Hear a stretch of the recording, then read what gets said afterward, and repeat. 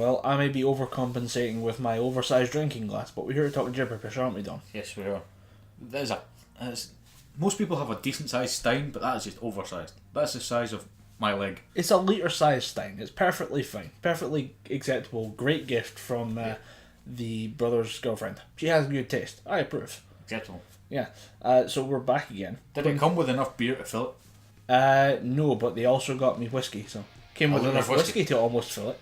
A litre of You whiskey? gotta mix it with something, Dom. You can't just have straight whiskey. Everybody knows that. You gotta put in a little, 250 milliliter can of Coke or something. I don't know. Depends what whiskey you have. Because I had Johnny Walker and accidentally mixed it. So I had some Dr. Pepper in a glass, and I thought, oh, I'm gonna have a wee whiskey. Then I poured the whiskey into the glass, and it tastes horrible. Because technically Johnny Walker's a malt.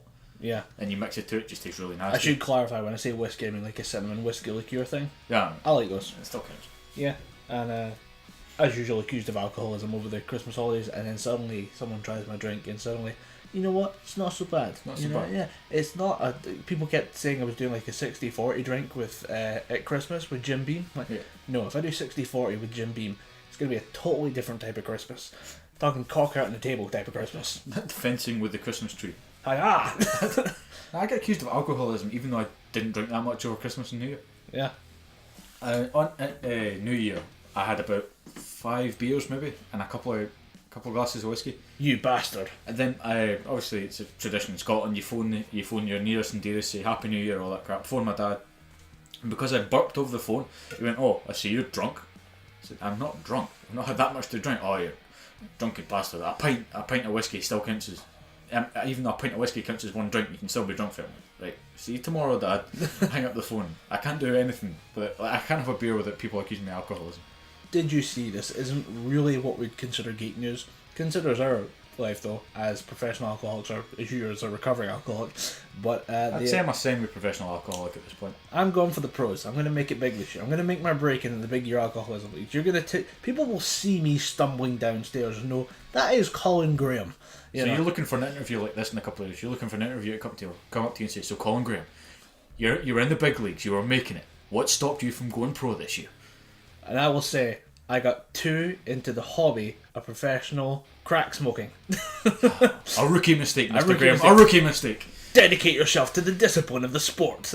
Sponsored by Jim Beam. It's just you walking out with a tracksuit with Jim Beam all over, just going, "Woo! Professional drinker Colin Graham here. I drank water. I cheated. I'm sorry. I drank water." The amount of times if you ever see someone do like a drinking stream on Twitch and they instantly switch to whatever they oh, gotta change the bottle, we finished this one. Everyone's like, the second bottle is water. If they ever oh, we've got half a bottle here of vodka, and you see it start to hit them, but then the second bottle doesn't have the same effect because they're already drunk. Yeah. And at a certain point, there's a large stage between being slightly drunk and then being completely blackout drunk, where you're kind of the same person for a while. Yeah. That instantly becomes, that glass is fucking water. Never water. You can see it. You can watch them. If you watch them closely, there's little changes. You're like, yeah, that person is drinking. There's a few people who do fake it, and they're instantly caught out. Yeah. But most people get it's clearly fake. And you're like, no, it's not. That guy is going home to vomit. The only person I've ever watched drink on a stream is Lindsay Ellis, but even at that, she's a married woman, as much as I don't want to admit it. She's allowed to have a couple of glasses of wine every now and again. Yeah, anyway, the thing I was going to talk about is that the British government have changed the recommended allowances for drinking. It's now no amount of alcohol is safe or something. Pretty much. We worked it out, and the original limit's something like 28 units a week. Yeah. Roughly. Something about, for a guy. About a unit or something. No, about 4 3 units a day. It was 4 units a day for a guy, 3 units for a woman at most. And a unit is, was it a pint? A unit's about a pint, aye. About a pint, so you get roughly about between 3 to 4 pints, depending on percentage. Yeah. You'd be fine, because it's all based on percentage of alcohol. Yeah. They've now changed it down to about 13, so they've just halved the limit of drink. Yeah, so and even then they say none is best. Yeah. So technically we'd be allowed 2 pints a day or something, if even. At most, it comes down to about 1. Yeah. Realistically, depending on what percentage you drink. But we were talking about it, and we worked it out that roughly that can come down to on spirits, because spirits is my thing rather than beer. We worked it out as being a half of a 70cl bottle a week was the most you can have. I'm in trouble. I'm in serious trouble here. Okay, let's take a quick poll in the room. I myself would make a 70cl bottle will last about 2 weeks because I'm a slow drinker. How long would it take for you to burn through a 70cl bottle of, just say, Jack Daniels? That Jack Daniels could go in a day. I shit you not. If I've got a day off, and like I had a lot of days off building up to Christmas, there were days where it's just like, I got this bottle of, oh, it's gone. Oh shit. Jim Beam, man, it's gone. Jim Beam, what? I don't even see where the label. Like the label just comes off the bottle. I don't know how that happens, but at a certain point, yeah, I looked at it and went, I'm only supposed to have a half a bottle a week. Whoops. You'd be fine. I'm fucked. Yeah. And considering the list of people dying from various cancers related to their excesses in their younger years this week, I mean, hell, we had Lenny just a couple of weeks ago, and then this morning we woke up to the news that David Bowie was dead. Not a big David Bowie fan, but fuck me, that's some hard news to wake up to. Yeah, I mean, I wasn't that big a David Bowie fan. Like, my parents always gave me their music taste, so whenever in the car, it would always be kind of old, like classic pop and like music and that kind of thing. Bowie comes up. Yeah, Bowie comes up, like Starman, like Gene Genie, Ashes to Ashes, Life on Mars, that kind of thing. Fantastic artist. He's done a lot for the industry, but just to wake up on a Monday morning, just think, oh, check my phone, some crappy deal on Amazon. Oh shit, David Bowie passed away. The one thing that I'm taking from it is at least he went peacefully. That's the main thing I'm taking. Surrounded by a family, he's gone to a better place after an 18-month battle with cancer. It's a shame. Yeah, it is a but shame. It is one of those pieces of news that make you just kind of look at your phone and go, I'm going back to bed today. I don't need this. Bye bye. Push the hold button. I'm turning over this side so I can stare at the wall for 5 minutes and then go back to sleep. Yeah. Yeah. Not what anyone wanted to. 2016 is not off to a great start. My 2016 is doing pretty well personally, but so I don't even think about it. This time last year, we had already had the Charlie Hebdo attacks. Yeah. So, I guess statistically speaking, we're up a little bit, but at the same time, like it's not the same type of year as it was last year. It's just shitty in a different way. Although it is building to something, politically, militaristically, all this Oof. shit. But that's not what we're here to talk about. We're here to talk about random shit. We're here to get angry about meaningless shit, such as the Oculus Rift having a launch price of $600 US. Yeah, why the hell is that thing so fucking pricey? This was explained a couple of times by different people who've all come out with different points about this, saying this is the main points seem to be like the kind of unifying arguments are new tech. New tech is always expensive. Look at the price of an Apple pen for their products. They have released a stylus, basically. Oh, it's like £18 or something, isn't it? Yeah, well, it's 80 quid here in the UK. Fucking hell. 80 quid, Miles off. and they're sold out. Jesus. Yeah. Fucking hell. It was like the Apple iWatch. That thing sold, the pre-orders for that went like within minutes of it being announced. Yep. There's nothing really stopping the sale of new tech, because some people look at the price and say, but I'm in the door first. I'm the first one with it. I can figure it, I can play with it, I can be a bit of a dick about it. Yeah. Be a bit of a, I had it when it was brand new, thank you, first generation iPhone. Yeah. But they looked at, like the 6 or the 8 gigabyte iPhone 1 sold for about the same price. Yeah, that's true. The PlayStation 4, or the PlayStation 3, and 3 sold for the most. Yeah, 3 was about £600. 3 was $600 again. Yeah. A lot of that price. was purely because of the PlayStation 2 built into the PlayStation 3.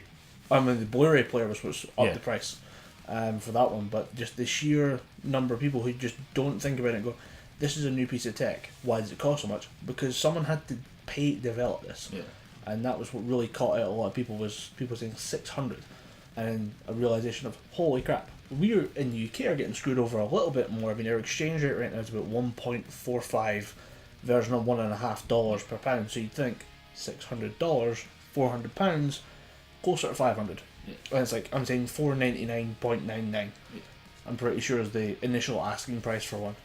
So looking at it here, you start to ask questions of, with this being the first generation, will this get the foothold that new technology needs to get in everyone's home? I think enough people are interested in VR games, and just VR anything, I think this will sell quite a bit, but domestically, your average Joe public is not going to walk into, just say, a game store or a PC World or something and say, I'll have an Oculus Rift, please. No one's going to do that. I think people that are going to buy it are people that work for a branch of a gaming company that want to develop something for, or people who have a genuine interest in that kind of thing. I don't think it's going to sell that well over in the UK. It might sell well over in America, but in like England, Scotland, Ireland, it's not going to do too well. Yeah, disposable income needs to be pretty damn... Like, you gotta have a lot of money just kind of lying around and think, you know what, I could do with 2 tiny screens right in front of my eyes in HD, but still smaller screens. I kind of interested to see where it goes. The whole 2016 is now upon us. Like, what are we looking forward to in 2016 is a big question that we probably should have asked ourselves at the end of the last episode. Yeah. The We didn't get to that. The future of VR is one of the things that I want to see, because this is the year where it's either going to make a foothold or be kind of put on the back burner for a couple of years to be relaunched as the kind of proper announcement of VR, and that this first run of the Oculus Rift, the what's the one that the Vive that they're doing, and the PlayStation VR is all just like a test demo run. Speaking of the PlayStation VR, that was kind of accidentally announced on Amazon. What happens is Amazon get an official listing to put up like all the specs and all the details. The Canadian Amazon accidentally launched the sales of PlayStation VR at about 1.2 Canadian grand, translating roughly down to about $1 American US. Be about 900 dollars. Yeah, be 900 over here. Maybe. I'm saying 700 should roughly be about the price, because it's the, again, like the kind of 1.4 exchange rate, but then add on a little more for shipping and whatever. Yeah, that's true. So I think about 700 to 900 will end up being the price. Yeah. But it'll be ridiculous if it hits 900. I just see concerning the whole VR thing. It just depends who picks it up, because it depends what gaming company says. My game would do quite well in a VR setting. Companies that make games like Until Dawn, those games translate very well to VR. Your horror titles. There is an Until Dawn VR experience. Experience. Does that mean full game, or is it just here's a taste of the game and what it would feel like in VR? It's weird because they're not being very open about it, and they are saying that there is a version of the story of Until Dawn available on VR. It will take a slightly different path from the Until Dawn that launched on PlayStation 4, but it depends what gets pushed out. Some stuff will get moved and rearranged to better suit the VR experience. I'm expecting a certain scene to go up as being from your point of view. Yeah. But I'm not entirely sure if they'll go for that, because it'll get pretty fucking brutal if they choose the wrong scenes to put. Mostly involving table saws. Anyone who's played the game or has watched the game will know what I'm talking about. Table saws and a choice. Yeah. It's Until Dawn's had a bit of a price drop, so I might pick it up. Yeah. It's about £20 in game, and there's another place I've seen it for £20. For £20, I'd say it's a good experience. But I think the one that's going to win it, and this is because we've seen this in previous kind of console generation launches, the winner in the long term is the one that has the games. Yeah. Because it's all very well having a nice heavy duty piece of tech there. If there's nothing to play in it, it's pretty damn useless. Especially when you think about it. One of the reasons people play a lot of games on it is because their mates are playing the same games. And you're going to play, or your group will play, the console with the most games. I think HTC's Vive is going to win it, because they're being backed by Valve. Valve have the Steam store, the frigging massive collection of games that's on there. They can apply more kind of leverage to get developers either rejigging their games for VR or making new games for VR. Well, because of the creator studio, there's people that can go in and just have an idea for a game and build it from the ground up for VR. Valve have the capacity to make these games already in their system. Well, people just go into the creator studio and say, I want to make this game using this software, but I want to make it for VR, and then Valve would just go, sure, great, we have the facilities to do that. I would not want to see the Steam kind of Greenlight project within the first couple months of VR launching. That place will just be a massive pile of shit. It will just mainly be crappy Five Nights at Freddy's remakes, a whole load of Valve source games that no one wants to play, and just very, very shoddily made 2D side-scrollers. If you've never heard of the Steam Greenlight program, we're talking about Steam's idea of basically bringing indie devs into the popular circuit by allowing them to basically pitch and demo a game while it's in production, and then take feedback from the community. What this results in is just people throwing random half-made games at the internet and saying it's a great experience, and getting people to do it. People are making deliberately bad games just for YouTube channels to feed on.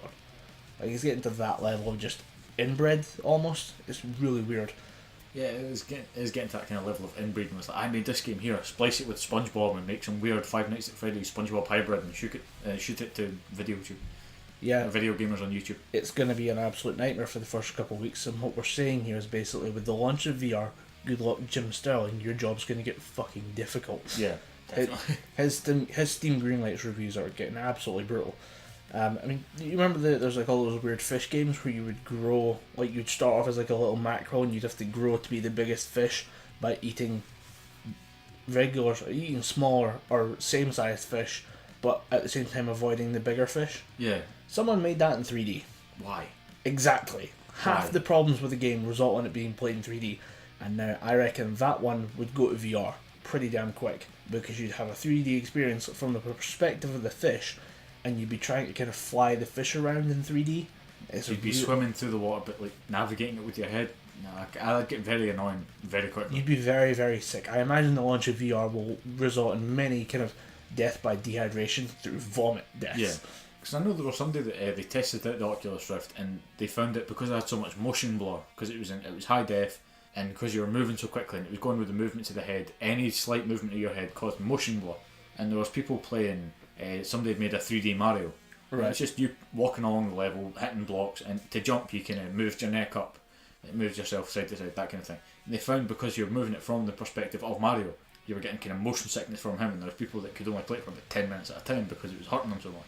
Damn. Like they were getting either stomach cramps, or they were just feeling that they were going to vomit, or they were going to get a headache or something. So they were just saying, "Fuck this! I am not touching this again until that gets all sorted out." Oh, the one thing that's really freaking people out about VR right now is specs, because right now you need a pretty damn beefy computer to render this, because effectively what you're trying to do is create two screens as well as like a third one, which seems to be the standard, that you would have your two screens attached to the VR headset, plus another one that has to be displayed for like any viewers or whatever. So right now the specs for running VR headsets is unbelievably beefy.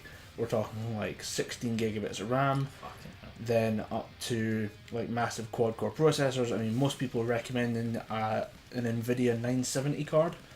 Seems to be the main thing. I mean, we're talking here about a PC that's going to cost you about $1,000 here in the UK, up to obviously about 1.5 grand, could be based on what you need to do. There is a solution kind of on the horizon called FOV, because part of the problem is you're trying to render the whole screen at HD quality.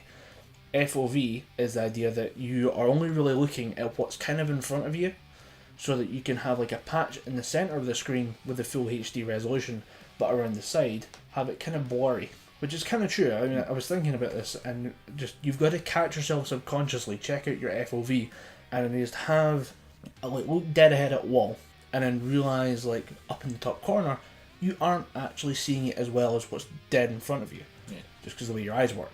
So the idea is to try and simulate that on VR headsets, to try and take some of the strain off, so that maybe take it down from like 16 gigabit to 8 gigabits of RAM, although 8 gigabits of RAM is kind of the recommended specs for other games that we're seeing come out, and those are supposed to be the like VR kind of leaders in a weird way. But VR, the future of VR is my kind of thing to watch in 2016, even if half of it isn't even coming out till like mid to late 2016. Yeah.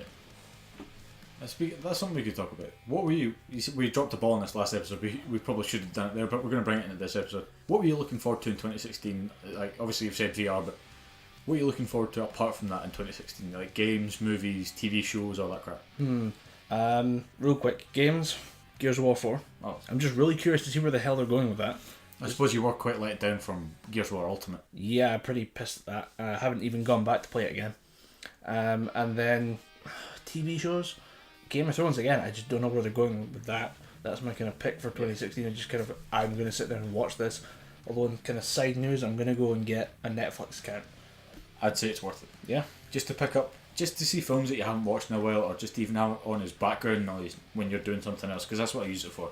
If I'm doing a report or writing out an essay or something, I'll find something on Netflix that I wouldn't watch if it was on TV, but because it's there in HD, I think, fuck it, I'll fire that on, and it's usually some crappy film with some pretty decent actor in it. Like quite a few Leslie Nielsen. Leslie Nielsen, yeah. Yeah, Leslie Nielsen films like Naked Gun and all that are on there. Films that are quite funny to have on in the background, or if you want a good laugh, you can put it on. Just quite versatile range of films to pick from. And there's some shit on there. Like I watched recently with a group of friends the ABCs of Death 2. Oh no. I think I've told you about this before. I've told you about the first one. I think the first one was quite well received. The first one was good. It was funny, but the second one just is weird, because in the first one it's A is for asphyxiation, somebody dies with a belt around their neck trying to fuck their wife or something. Yeah. B is, I think it's boredom or something. Kid gets bored and starts experimenting with shit, starts stabbing himself, cuts an artery, bleeds out. Then it gets to F, and it's from a Japanese director, so you know you're in for fucking wild ride. F is going to be some weird thing. You're thinking Fukushima, it's going to be something bad that, but then you remember he's not going to do that, Japanese director. But then F stands for farting, and two Japanese girls, I shit you not, this is without word of a lie, the exact truth of what happens in this segment. A teacher and a schoolgirl. Because it's Japan. Because it's Japan, they're having this little torrid affair, and it's kind of, they feel comfortable around each other. And the young girl farts in front of her teacher, and the teacher says, "You cannot do that in front of me." And her farting summons a demon that levels the entire of the area of Tokyo, of Japan that they're in. And then the two of them are in the afterlife. They're finally be together, and they're so comfortable farting around each other, they just fill the screen with yellow fart gas. And that's how they die, because of farting. Okay. It's pretty funny. Take it with a pinch of salt. The first one, the ABCs of Death 2, wraps up that weird fucking gory factor. The only section I can remember from ABC's of Death 2, because it's that bad a film, was a section called Zygo, which is Z, end of the movie. You're drained from the other segments. They're all pretty bad, and it gets to Z, and it's all about this. It starts with these two people in a cabin, man and wife. The wife is pregnant. The man goes away to hunt for an undisclosed period of time. It turns out to be 13 years. But he says to his wife, "Don't you dare have the kid when I'm not here." And he gives her this jar of root. I can't remember the name of it. It's something weird along the lines of plug up or something like that, because it's plugging the wife up. Yeah. So she doesn't have the baby for 13 years. Turns out the baby has still been growing inside her. Right. So she's walking about with this massive, like, adolescent baby bump. Yeah. And it's talking to her. All the things. Just the kid's sitting there going, I want to know what I am. Am I a boy or am I a girl? I really hope I'm a girl. I want you to put pretty bows and stuff in my hair. What is a bow anyway? Then she goes out to look for food, and the woman can't walk. The pregnant woman can't walk, so she's crawling about on her like hands and knees, and she finds a stray cat. She snaps the cat's neck and eats it. And the baby's going, I say the baby, the 13-year-old child inside her say, "I don't like cat." And she says, "Well, if you don't like cat, go out and find something for yourself." So the kid starts kicking and almost kills her mother, because 13-year-old child in a skinny woman's body. She goes, "Oh, you're ready to come out? No, your dad's not home yet, you can't come out." So she goes to reach for more of this root to plug her up, make sure the baby doesn't come out. But the baby says, "No, it's time for me to come out, Mum. You're finally going to get to meet me." And she says, "No, if you come out, I'll die.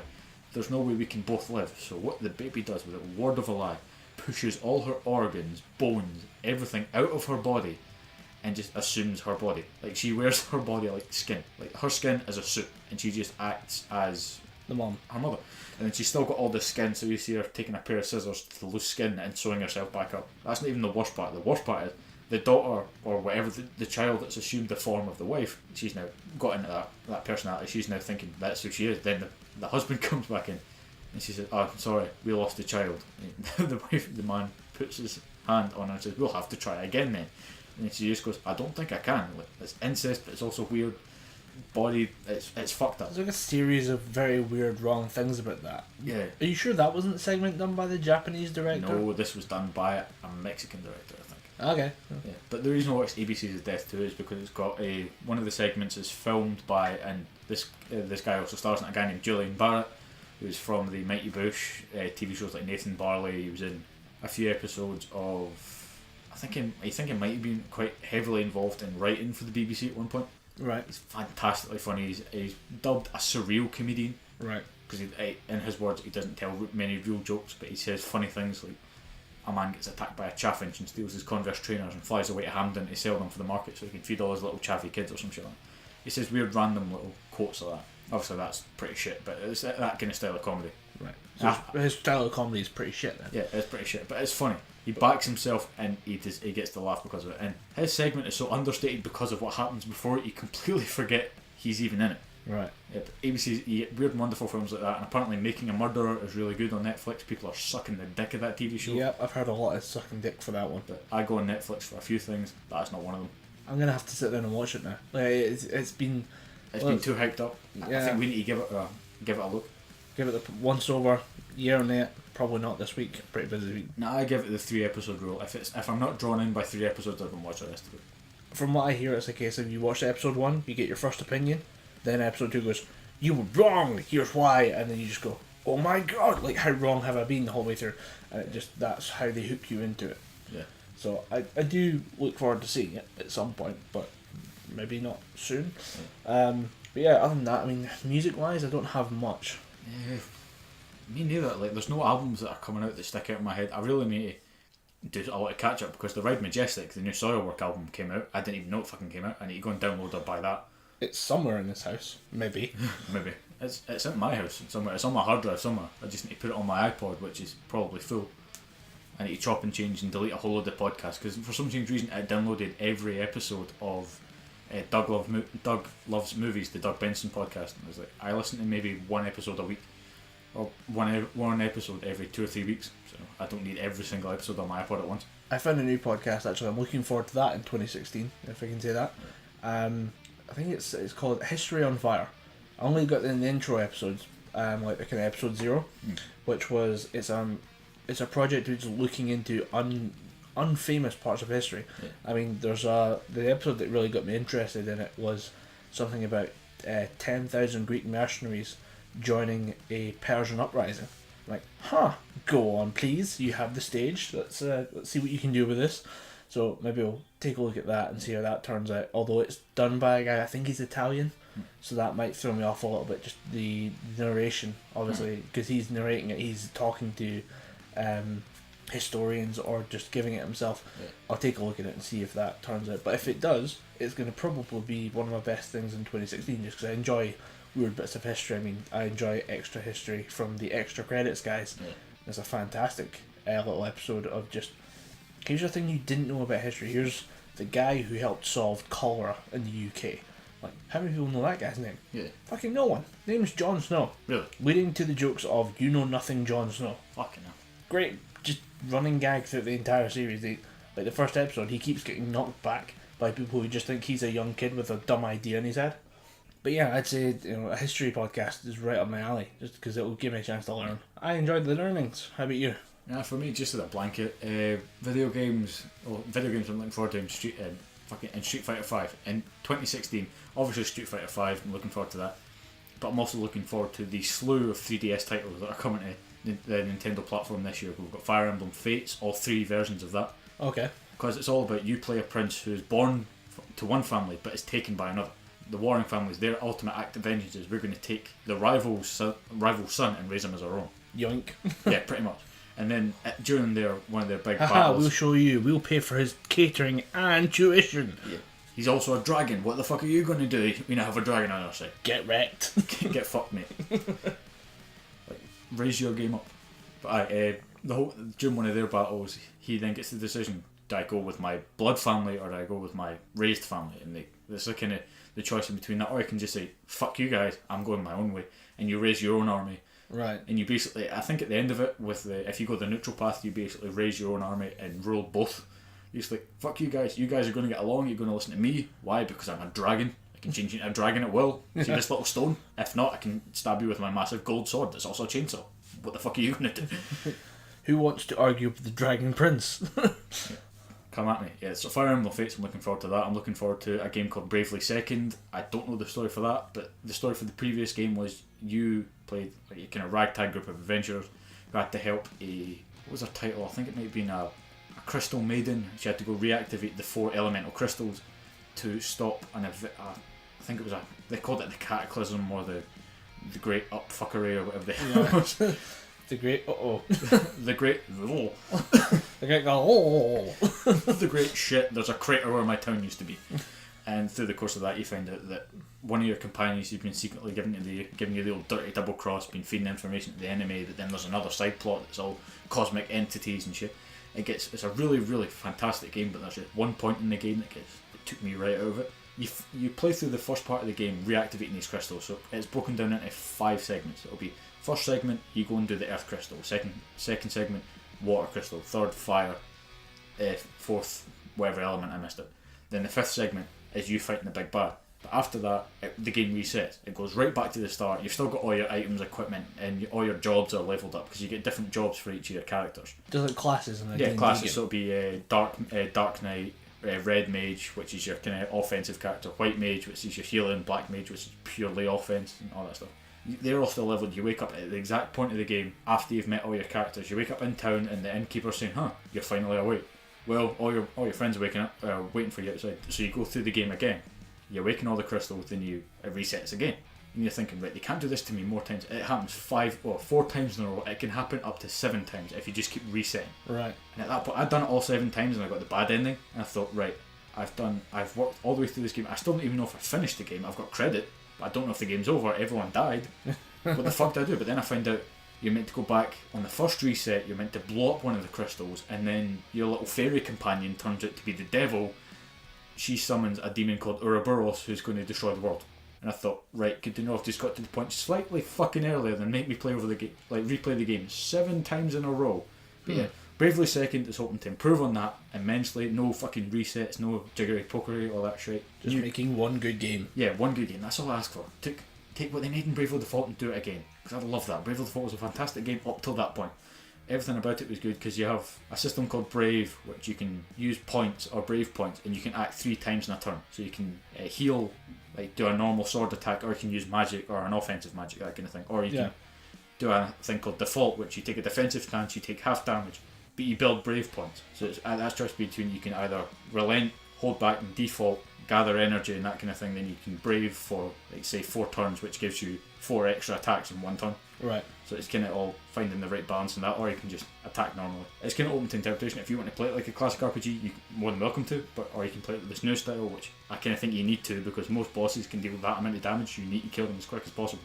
Right. So Bravely Second focuses around the... Agnes is back, she's dealing with some kind of main cataclysm, the main fallout of the previous game, but the other character named Tiz, who's the lone survivor of one of the big happening, the big upfuckery. Yeah. He's been found out to be part Celestial, so he's been getting experimented on. But he gets broken out by this weird ninja woman, and that's all I know. I don't know whatever the hell else is going to happen about it, but it looks like a damn fine title. I'm going to pick it up.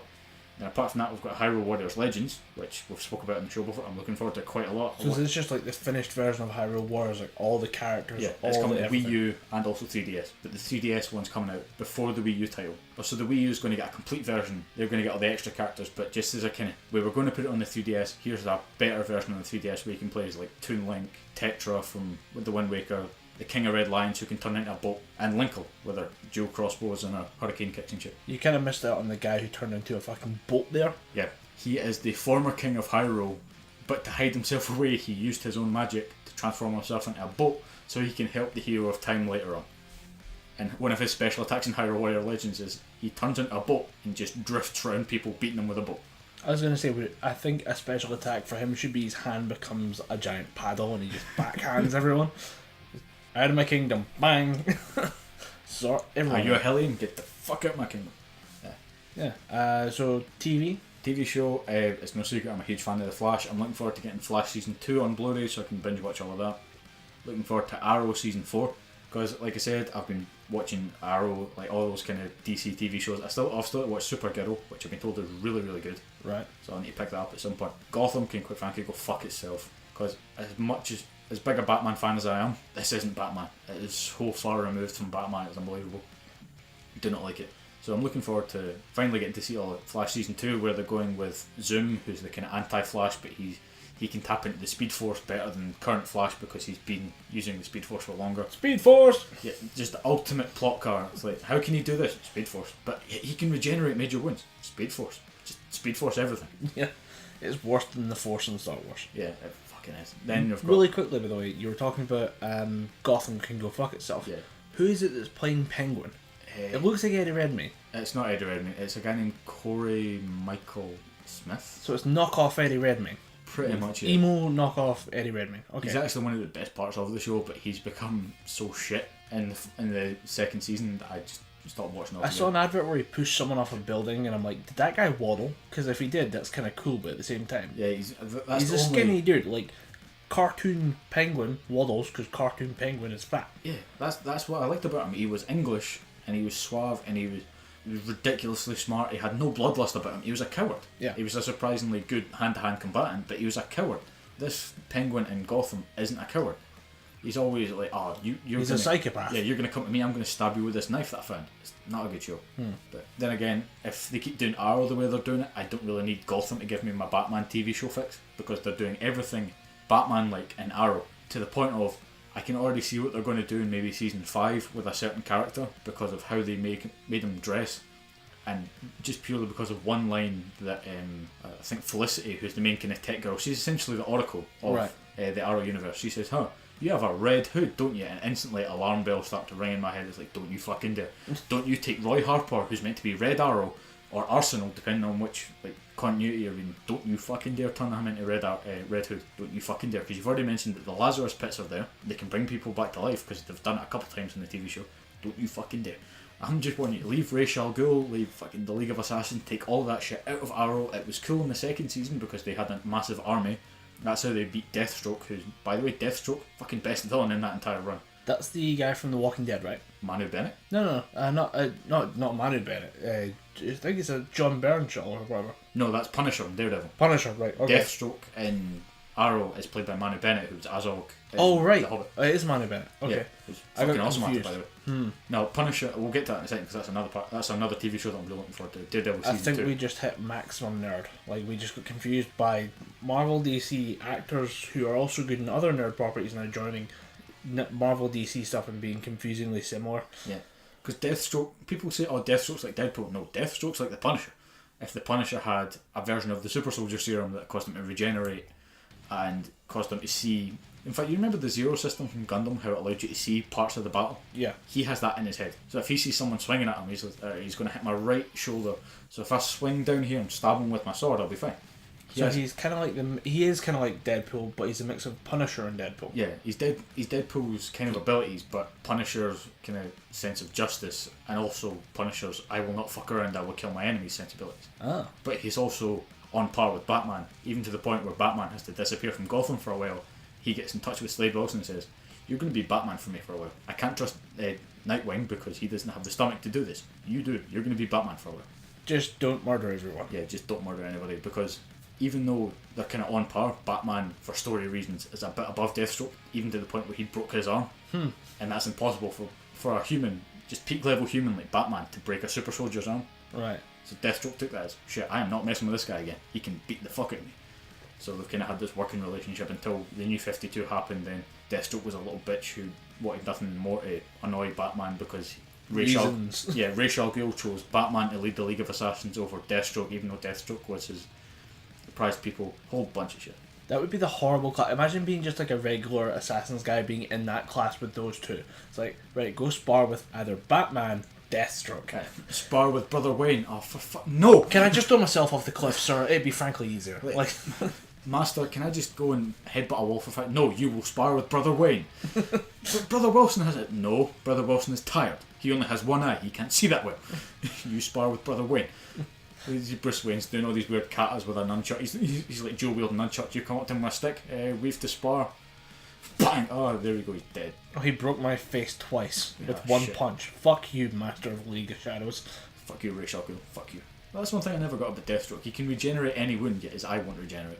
Maybe he chooses not to regenerate. Yeah, always been. That's how I've always chose to see it, because that's always been the one thing that's damaged him. That's the only way he's really been damaged, apart from Batman beating him. Yeah. He lost his eye. That's the one reminder of him never to fuck up. I was gonna say, well, maybe it's a case of like the regeneration needs some of the original cells there. That's how I've always pictured regeneration. Yeah. That's why whenever you're playing Dungeons and Dragons, firing or using fire on some of the regeneration cancels it out because you destroy the cells. And they can you cauterize the wound, so that can't really regenerate anything. The fire damages as fast as they would heal. Yeah. So you're destroying the cells at an equal pace. Maybe it's a case of he has no eye cells left. Like he could do it maybe with a bit of work. Yeah. But interesting. Yeah. Maybe interesting enough to get me into the series then. Yeah, like I said, the Blu-rays are there if you want to borrow them. Arrow season 1 it starts off that crawl. Maybe the first 5 episodes are kind of right.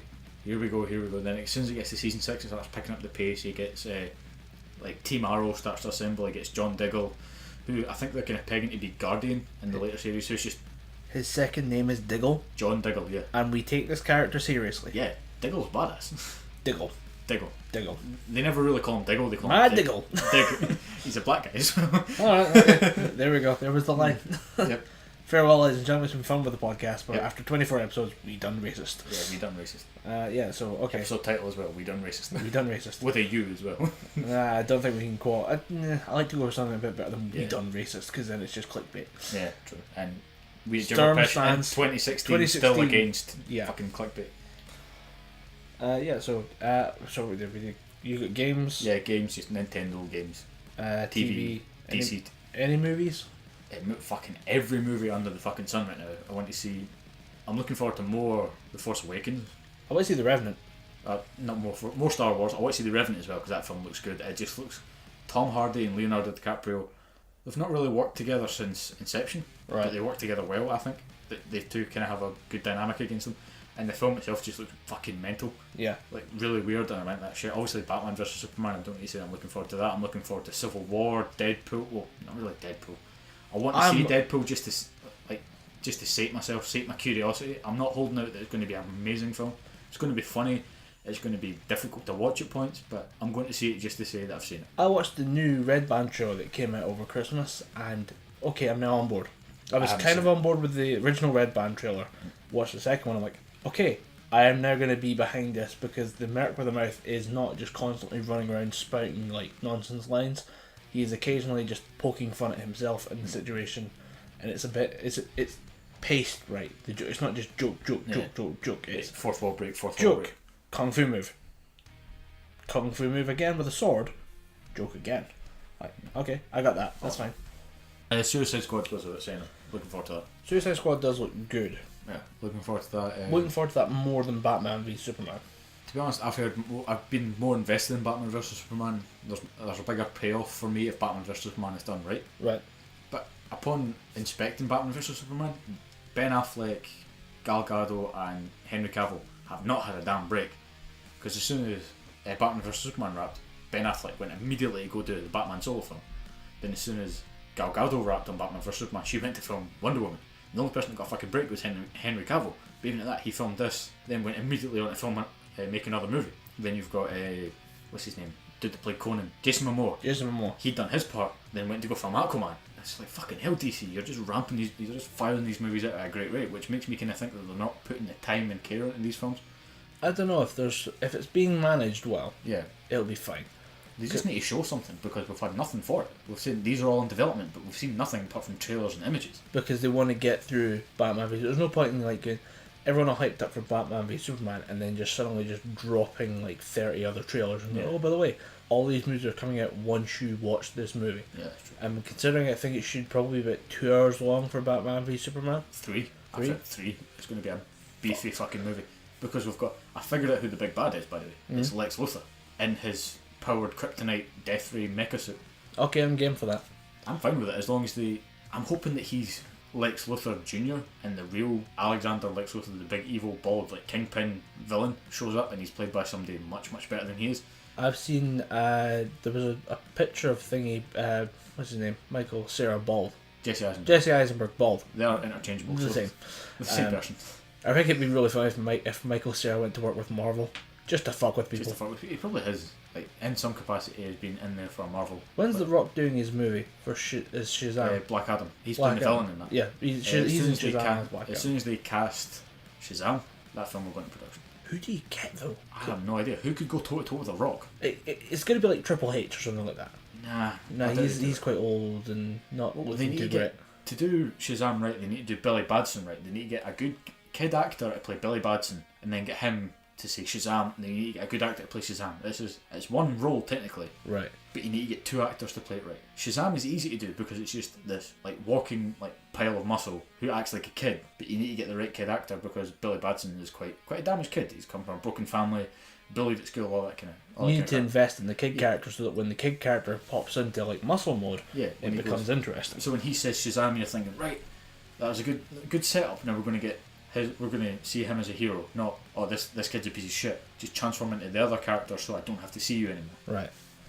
Although it's going to be weird at some point when The Rock just nails Shazam in the face and then like sends him through a building and then it just cuts to like a little kid sitting there with like broken wrists going, "Ow, mommy, he hurt me!" And The Rock's going, "Oh my god, I'm going to get sued." Black Adam doesn't fuck with it. There's an amazing scene in the comic book, and I realise it's quite morbid to say it's an amazing scene, but there's a few really good panels in one of the Shazam comic books where he punches Shazam so hard into the stratosphere, and when he falls down he hits the ground as Shazam but changes back into Billy Batson and he picks him up by the throat and he says, "Do not think just because you've changed into your child form I will be any more lenient on you," and he just throws him into a building and you're just like, holy shit, he just threw a kid into a building. I was saying that as a I'm joke. invested. That sounds like it's going to actually happen at some point. Oh, they don't fuck about. Even in Injustice, Superman, because it's all about Superman accidentally kills Lois Lane. That sends him in a parallel universe where he dictates the entire planet. He kills Injustice: Gods Among Us, the video game, yeah. PlayStation 4, PlayStation 3 title. Oh, Yeah. in fact, it came out on everything actually. I think it did. There was a remastered edition on PS3, PS4, and Xbox One. It's just no one played it. Yeah, actually, quite a lot of people played it. Just the online was so crap that no one really, never really got that much traction. But in that game, Superman becomes the dictator of Earth. He kills Billy Batson. Nice. Shazam talks against him and says, "Oh, you're going against me." So Superman grabs him by the throat and just eye beams through him. And you just think, shit, Superman just killed a child. He just straight up murders a child. Yeah. Well, to be fair, it's when Superman goes evil, he just decides, you know what, I can't kill children. I'm going to kill children, fuck them. I am the strongest being on this planet. I want to kill a child, I'll kill a child, and I'll kill anyone who disagrees with me about killing children. Yeah. Because I'm Superman. Fuck your shit. Yeah, and the ending of that game was pretty cool. They realised that to beat Superman, they have to bring in the good Superman to fight the bad Superman. But even at that, there's still a cutscene when Batman throws a fucking kryptonite batarang at him. Just like, fuck you, Clark. You know what? I just gotta get a cheap shot in. Fuck your shit. I technically win. Kill, steal, motherfucker. Just every time you say something about comic books, I'm like, it just comes across as being so true. It doesn't matter what it's related to, but it doesn't matter if it's a video game or TV show. Every now and again, there's like this could be taken kind of seriously, and then no, they need to go get the good Superman to fight the bad Superman. You're like, this is dumb, dumb, but I love it. That's the whole point of comic books. Just suspend your disbelief and get invested in these comics. Yeah, I just remembered we took a quick micro break, and I was thinking, oh man, there's an album from a metal band I'm really looking forward to. I think it might be X-Dale, and I remembered they're not putting out an album till March 2017. Motherfuckers. So yeah, that was going to be on my list, but it's not anymore. I can think of an album that's coming out this year that I'm really, really looking forward to. I think statistically speaking, there might be a Creator one. Yeah, but Creators are kind of a given. I'd always be looking forward to that. But there's no new band, new album that's coming out that I'm stupidly hyped for. I'm trying to think of a list. Don't suppose Ruby's Season 3 soundtrack counts. Probably doesn't. No. Yeah. They're not going to do a concert of that. Although that would actually be pretty cool. It's like that video game band that go around the what do you call them? They do like all the old school stuff, but they do it on like violins and stuff.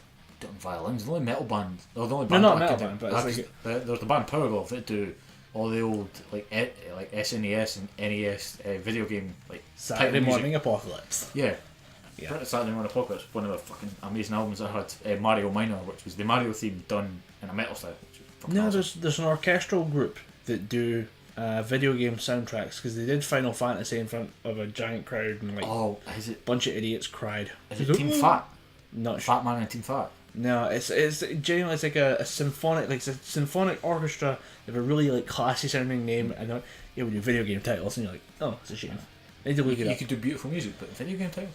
Yeah. No, but I know there's one that do really, really good video game music, and that is Fat Man and Team Fat, because they do all the music for. They've done some of the music for Metal Gear Solid 1, and they do video game music for other games along the lines of, I think it might have been. Oh no, they're not Some of the creating Enders original music. Like Oh, right. these guys are all entirely about covering video game classics with a symphonic style. I have no idea who that could be then. Because I'm sure they play at a bunch of big conventions and like they just do giant concerts for a bunch of people. I'm gonna have to go Google this. So while I'm googling this, I believe you have something to say to the people of Edinburgh. Yes, I do.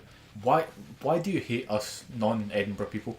Why the fuck? Every time I go to Edinburgh, I'm given a reason not to like Edinburgh.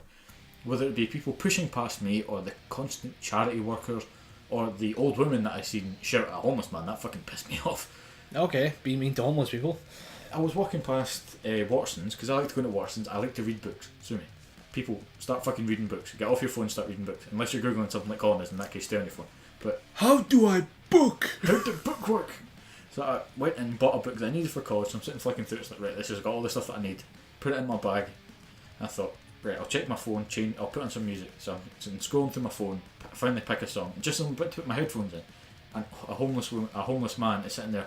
So I'm doing the usual, any spare change, please. Anything that you can spare would be greatly accepted. A lot of people rubber air them, that's fine, you don't have time for them. Just don't pay any attention to them. That's fine. If you walk away from them, that's acceptable. Do not do with this. I'd say smartly dressed woman did. She looked like a businesswoman. She had a fairly decent handbag on, fairly decent mobile, really, really good clothes on. hair and makeup all done fairly well, and she says, "You people fucking disgust me.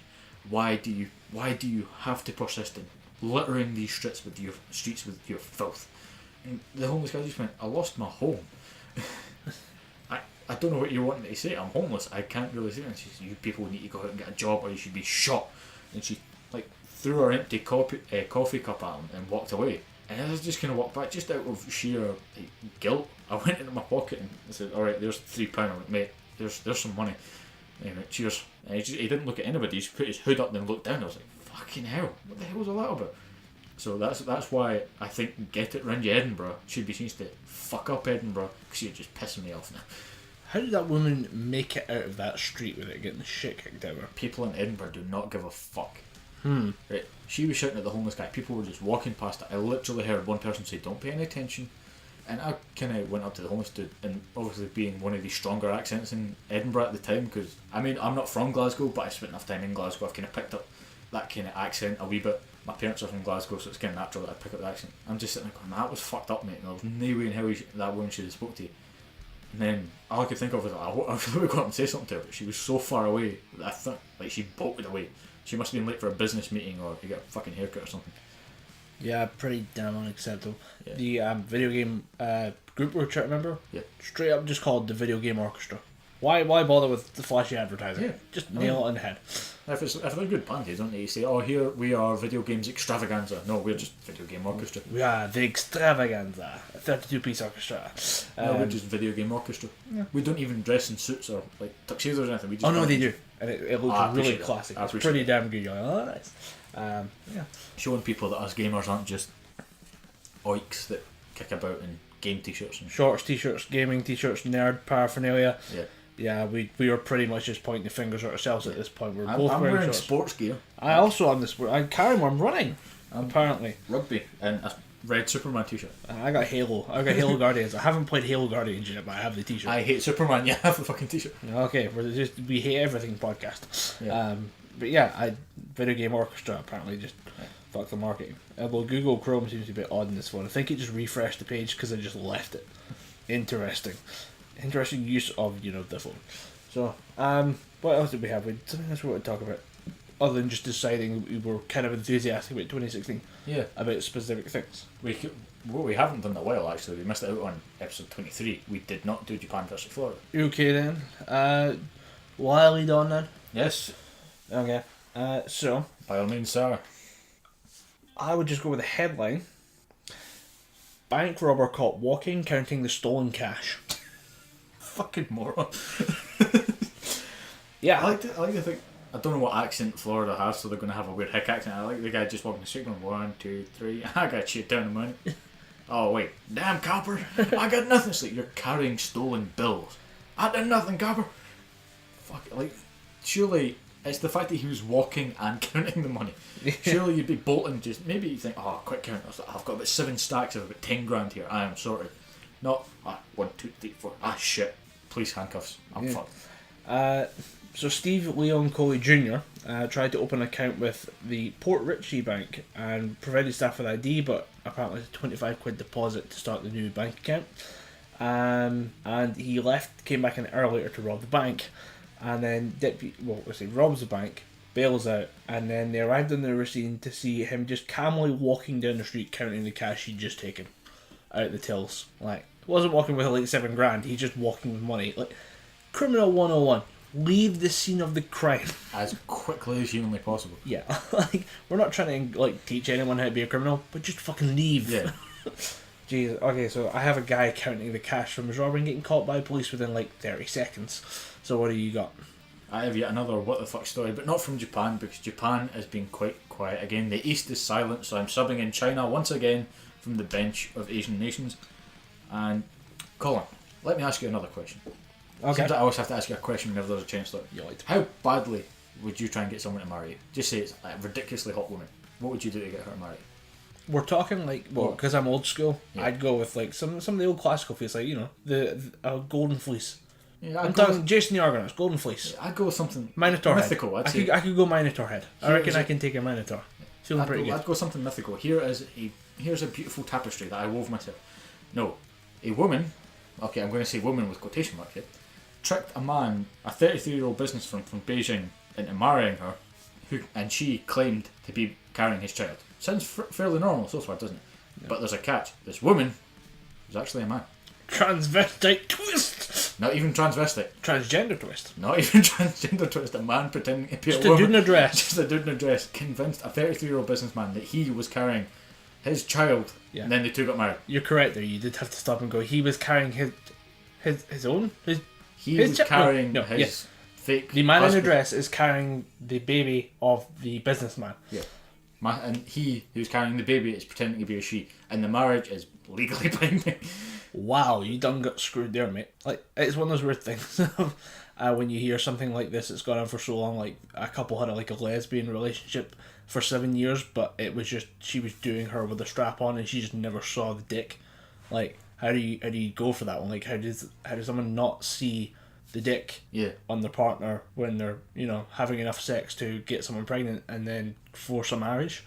Like, damn, that's impressive. It's a good scam. It's a good hustle by the man in the dress. Do you want to know what the swindler's name is? Go for it. Just hazard a guess. Like something with cock in it. Nope. No. Dong. Oh, please be dong. Dong would be great. Dong's funnier than cock for some reason. No. Is it just Wantum Cash or Wantum? No, it's Mr. Fang. Mr. Fang. Mr. Fang. Mr. Fang. Notorious con artist and swindler, according to the article that I've used. Damn. Like, I've never been so desperate. Like, woman, marry. I'm carrying your child. It's fucking impossible, but I'm carrying your child. Marry me, woman. I'm a seahorse. Part seahorse. See Aquaman movie? That's me. Yep. I'm his minion. I'm Seahorse Boy. Seahorse Boy. The Adventures of Seahorse Boy. They're not that entertaining, really. He's just a guy on screen going, yeah, pregnant again. Yep. I swam in the water and I came out with a baby. Sat in a toilet seat. Yep. Public toilet seats. I'm never going to use them again. Motherfucker. So yeah, China wins that one. Now I can't step to. I'm totally carrying your baby. It's going to come right out my dick in 9 months. Oh, what's this? Oh, I'm really invested into this character I'm doing right now, and he has a penis. So, yeah. It's a stitch on, not a strap on. It's stitched to me. I was going to say, does that guy just walking with a belt on underneath going, yeah, totally a strap on, mate. Totally. 100%. 100% vagina down here. Thank you very much. So Florida versus Japan. Japan takes it by way of China then. I feel we need to return to another segment that we've not done in a while. We missed Sports Corner again. 23 was just welcome, or look back at 2015, so we missed out on Sports Corner, and you kind of wanted to do one. Yeah. You had some Edinburgh versus Glasgow games that were going, and you did build them up in 22, you said. I'm going to go see Edinburgh Glasgow, and then it's like Glasgow Edinburgh. Yeah, it was meant to be Edinburgh. Each other. Yeah. It was meant to be, the first leg was meant to be Edinburgh versus Glasgow at Murrayfield, which is Edinburgh and Scotland's international stadium. And then the second leg was meant to be Glasgow versus Edinburgh at Scotstoun, which is Glasgow Warriors home stadium. But because of very, very bad flooding at Scotstoun, both legs were held at Murrayfield. So the first game went very, very poorly and went in Edinburgh's favour. Glasgow did not play to the best of their ability. They did not. In fact, they barely played. They did not. And to quote one of my coaches, they didn't show up. Yeah. There was just no cohesion in the team. People were playing out of position half the time. Didn't really work. The second game, I caught most of it on radio, and somebody streamed it, so I caught it on that. And it was just the same shit again. They played Finn Russell, who's Glasgow Superstar 10, at inside centre, and it didn't work. He was too used to feeding the ball out, so when it came to running the ball in, it didn't work at all. So we got beat. Came to the second leg, Glasgow yet again being outperformed by Edinburgh, just in every way, shape or form.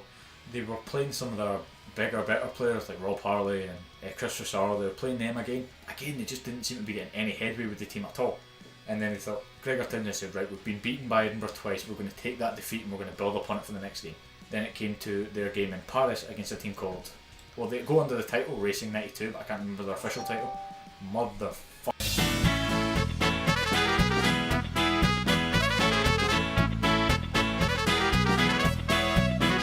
Glasgow went to Paris to play the team that go under Twitter, they're Racing 92, but they have an official name but I can't remember. And again, they just got hammered. I think it was the final score was 33-10 against Glasgow. Holy crap. And Gregor Townsend just went, I don't fucking know what's going wrong. You're the same team, you're playing the same way. What the fuck has happened to Glasgow? I'd love to know what the hell happened, but yeah, as a Glasgow fan, it's getting hard to put on my Glasgow jersey and go to games because I'm just thinking, what the fuck is wrong with these guys? There used to be such a strong team. But I think what the problem might be is that they've played a certain way their entire career. Like someone's cracked their style of play. And, by the way, you don't work in the current meta of in rugby. Yeah, so you don't defend outside well. So if we keep using the middle, then exhaust that pattern, get everyone choked up over here, we can just go in and exploit the gap. You're leaving massive dog legs in the field. Or it could be the other way of, it's just a really, really old school way of playing, and then the new ways of playing that are coming in are just demoralising Glasgow's defence or offence left, right and centre. I'm guessing you haven't seen anything that you could handily email this man. Like, by the way, have you noticed that all your guys run a lot slower than everyone else? Maybe get some sprint training in there. If I could send an email to Gregor Townsend, who's the head coach of Glasgow right now, it would say 3 things. You need to be quicker off the ball. Your number 10 and your scrum half need to feed that ball out a hell of a lot quicker, and the receiver to that ball needs to be running fucking much faster than he is, because it seems they're ambling up to the ball, waiting, seeing a gap, and then trying to exploit that gap. If they hit that ball with pace, they're going through that gap regardless. They could be the tiniest guy on the pitch, but if they've got that momentum behind them, they're going through that gap 100%. Yeah. But it seems to be Glasgow just, here's the ball, and now you're walking into the contact. Doesn't seem to be working. I'd also be telling them to just get everyone fitter, because it seems to be they've got all their fit guys, or they're like guys who are training every week, and they've just got the one prop who's just coming in with a beard belly hanging over his shorts, and he usually gets the ball because he's one of the bigger forwards who can take the tackles, and he's just wandering up and down the pitch. Bit of speed, a bit of emphasis. Altogether, they need to train. And the final point I would say is altogether, all the subs, all the players of Glasgow Warriors need to train as a team, because it seems there's no gelling between them. Right. Finn Russell, who's playing at 10, is telling his inside centre, who'll be playing at 11, and it should be on his left or his right, or it should be on his left if he's playing on the right wing. If he's on the left wing, it should be on. He should be on the inside. Yeah, it should be on the inside shoulder, and he's got his winger on the outside shoulder. He should be communicating with them very well, but it seems to me that Finn Russell isn't really communicating with them enough. He's picking up the ball and seeing that they're there, and the inside centres for Glasgow are fucking shit hot. They're basically forwards, but they couldn't sprint. Right. That's what your inside centre should be. He's saying that they're available, and they've got gas to go through it, and they've got gaps to exploit, but he's taking it in himself. And Finn Russell's not that big a guy. He can take a hit, he can give a hit, he's got good legs on him, he's got a good boot on him, but it just seems to me he's getting choked up, and the ball is getting turned away because they're trying this stupid offload constantly, instead of just taking the ball to deck and recycling it. The 9 passing it out to forwards, and they doing the same thing. He's taking it in and trying to offload, and the opposite team are just reading that perfectly well and just intercepting the ball and scoring quick tries off it. It just seems to me that there needs to be some major rework done on Glasgow's playing strategy as a whole. Even if that means benching certain players and training them up a bit better, that's fine. There's enough good players within Glasgow Warriors to make it a good team. And the one excuse that I'm sick and fucking tired of hearing is people are still tired for the World Cup. The World Cup ended summer last year. Remember summer last year? Yeah. That's not an excuse. They've had plenty of time to rest up. Yeah, and I don't think we went all the way through. No, we went to the semi-finals. Yeah, so we did play, but we got another couple of weeks off compared to other teams. But quite a few people who were playing for Scotland in the World Cup, as soon as they were back, they were getting phone calls from either Glasgow or Edinburgh saying, "You're needed to play, can you play tomorrow?" when they just came back from wherever the World Cup was held this year. South Africa? No. I think it was South Africa this year. I fucking can't remember. England. Not quite South Africa. Not quite South Africa, England. Oh shit, it was England. Shit. Fuck me. Oh man, the brain just left this room. Yeah, we can't brain today, we have the dumb. They came back from England, and I think the coaches were thinking, they won't go down in England, they won't need that much of rest. But I think they forgot that the World Cup is a very, very taxing thing, and considering how considering how Scotland played, they played very aggressively, they played very well, they played very... It was 110% performance the whole month. Even though they were getting dicked about by the ref against Australia, Glasgow still... I keep saying that the teams that make up Scotland, I keep meaning it, when I say, if I'm saying Glasgow, I mean Scotland. Scotland still stuck in there, and they dug themselves out, but it was because of shitty little things like fucking Joubert giving penalties away to Australia that Scotland lost the game. They never gave up at all. And then when they got a break, it was only about a half-hour break before they got called into action again. Obviously it must have knackered them a bit, but it's been enough time has passed for them to rest. Yeah. Christmas happened, every rugby player gets Christmas off. No training or anything, they show up for a game maybe. In the case of Glasgow versus Edinburgh, they'll show up for that, but apart from that they get time off to just recover, because it's an incredibly taxing thing. I'm just sick of hearing that excuse. If they just got rid of that and said, right, we fucked up, we need to review it, hopefully we'll get back to the good old Glasgow style eventually. So with this, would you be willing to write off this season and then say, okay? Definitely. Yeah. Definitely. Write off this season. Just try, if you could finish top of the table, that'd be great. Even if you just finish above Edinburgh, that'd be fantastic. But there's no way in hell that's going to happen because Edinburgh have won so many games on the bounce. Yeah. Glasgow have lost so many games on the bounce that there's no way in hell that they're going to get reverse the momentum and then turn it back into a consistent win. Unless they dig themselves out immensely, they're not going to get very far. I'd settle for a good kind of mid-table win or a mid-table like point, but just right off this season, come back next season and just win that. It's one thing I want to really quickly touch on is for like we do get listeners in America who might be listening to this going, well, they're playing in a different city. For the record, those cities are like an hour apart. Yeah. You can train to Edinburgh in about 40 minutes. If you yeah. Edinburgh to Glasgow on a train, 40 minutes to an hour if it's really bad, and you've got to stop at every fucking station along the way. So it's not that big a deal. Like the home field advantage isn't that much. You can bring your fans from Glasgow to Edinburgh on like a kind of last minute notice. Yeah. People will travel for that. The other thing is that it's something that some sports fans don't consider. It's just writing off the end of a season. Yeah. Like if you're middle of the table, you got nothing to lose, nothing to gain. Fuck it, let's just use these matches as training opportunity. Yeah. Try different things. Put people that wouldn't play a normal position into a different position, which I think might have been what Gregor Townsend was trying to do by taking Finn Russell out of 10 and putting him into centre. Just thinking, right, fuck it, we're not going to get very far the rest of the season. Let's try new things. Yeah. Because it seems to be we get to this time of year and then suddenly managers start dropping like flies. I mean, fucking Jose Mourinho left or was kicked out of Chelsea eventually, and it seems that Chelsea seem to have kind of come back in the English Premier League, and I think it's a weird kind of locker room conspiracy. They kind of agreed to just fuck up a little bit and then get Jose kicked out because they've had this dispute before with that manager, that owner, and then just fucking around, just saying, oh well, we're losing. Wouldn't it be a shame if the manager got fired? The manager gets fired, and then suddenly, oh look at that, we can actually win games again. Who would have thunk it? Yeah. But I don't think that's what's actually happening, but it'd be kind of funny if it was. Yeah, I don't think they're going to sack Gregor Townsend yet, because he was the Glasgow coach that led them to winning the Pro 12 last year. He's not getting fired. Yeah. He's going to stick around. He's just fucked up the season. Yeah. But he's not really had the chance to work with these guys that have been away at the World Cup since last year. He's only really getting to work with them now, and they're not doing too well, or they're just still claiming that they're tired for the World Cup or some shit. But I think next season they're just going to pre-season for Glasgow is going to be shit, like absolutely shit. They're going to get dumped on. They're going to get fucking told to strap a tractor trailer to their back and run up and down a hill all day just to get their fitness levels back up. They're going to spend hours upon hours in the gym just trying to get themselves back onto this level, because Glasgow were the team to beat this year. Right. And I think that's why people raised the fucking game, because Glasgow absolutely dominated last year's Pro 12. They did not lose, with the exception of maybe 2 games. Right. They did not lose a single game last year. So you think it might be the case that people have studied to beat Glasgow, and that's where so now it's time for a change of pace, change of game. It's time to reevaluate where we're strongest, where we're weakest, and just come up with a new game plan off the back of that, because this whole typical Glasgow style isn't working. We need to adapt to the newer style. Right. I'm interested in the Glasgow rugby thing. I think I might actually go out and see some more games next year, because I don't go out and watch rugby just because I just watch it at home. If it's on at home, I'll just watch it at home. That's the shit thing about Glasgow games. They're not being shown on BBC Alba. It's occasionally you'll get an Edinburgh game on BBC Alba, or you'll get an Edinburgh game on BBC Two, but Glasgow games are very rarely shown on TV. Which is strange. It's weird how much that Glasgow as a city kind of gets shit on in a weird way.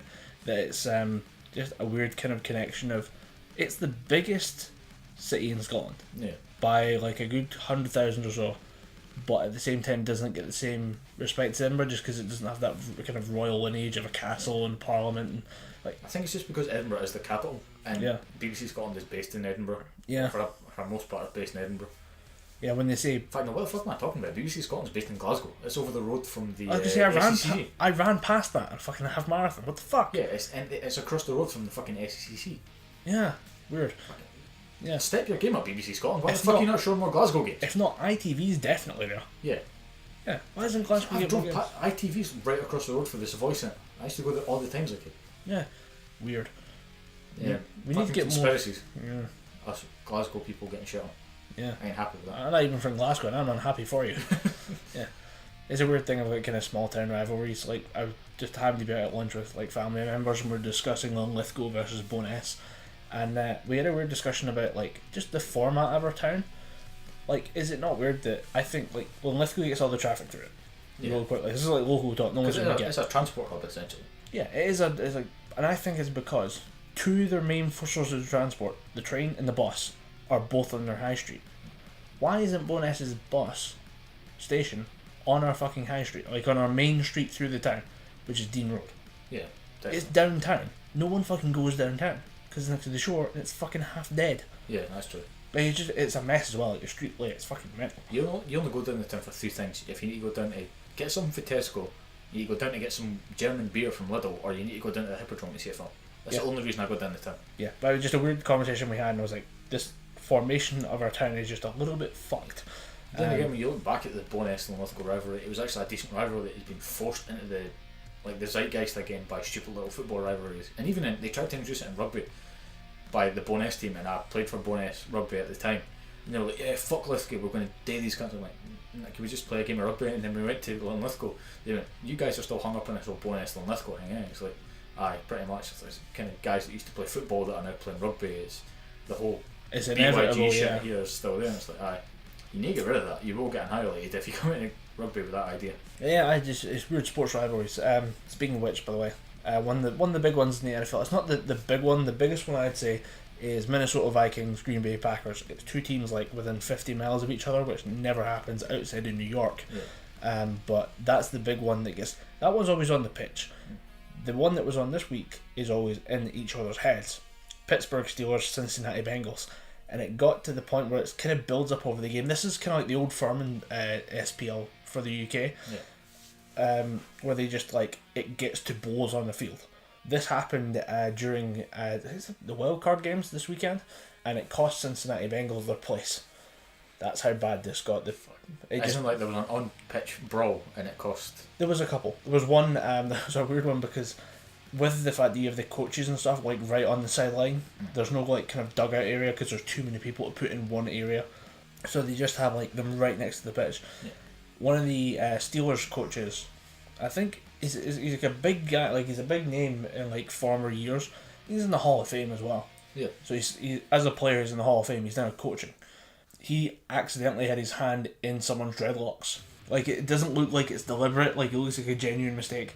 So a player like rolls off the pitch and gets up and starts trying to scrap with someone, and like the guy goes to like grab his board and he's like, yeah, fuck off, mate. And he like puts his hand in the guy's dreads and like ends up holding it, and the guy's like, "Yeah, what the you got my?" He goes to take a swing at the coach, and the coach realises what he's done. It's all said and done, but it's like little shit like that. It keeps happening through the game, and it ends up in like weed digs are happening to people, and people are just it builds, and you see it kind of growing. And I mean, it's the same in any sport because it happens quite a lot in rugby. If you're in the forwards, which we both were, yeah, if you're in hooker and you're binding up and you're waiting for the ball to come back. All you hear for your opposite numbers, I'm going to fuck you up. Like the minute this ball's free, I'm going to smash you. You're going to be off this pitch greeting. It's always he's being nice. Like he's never going to do anything. Yeah. But as soon as you get to tackle him, you empty him because you're like, you're going to fucking touch me. Yeah. And a fight usually happens off the back of that. I mean, I've been in a fair few fights because people refused to let go of my jersey after a tackle. Yeah. I hadn't punched a guy in the jaw because he had a hold of my jersey. And I was like, fucking let go. He was like, give me a minute. So I just cracked him in the jaw because he wouldn't let me go. But they didn't get yellow carded, so that's good. Yeah.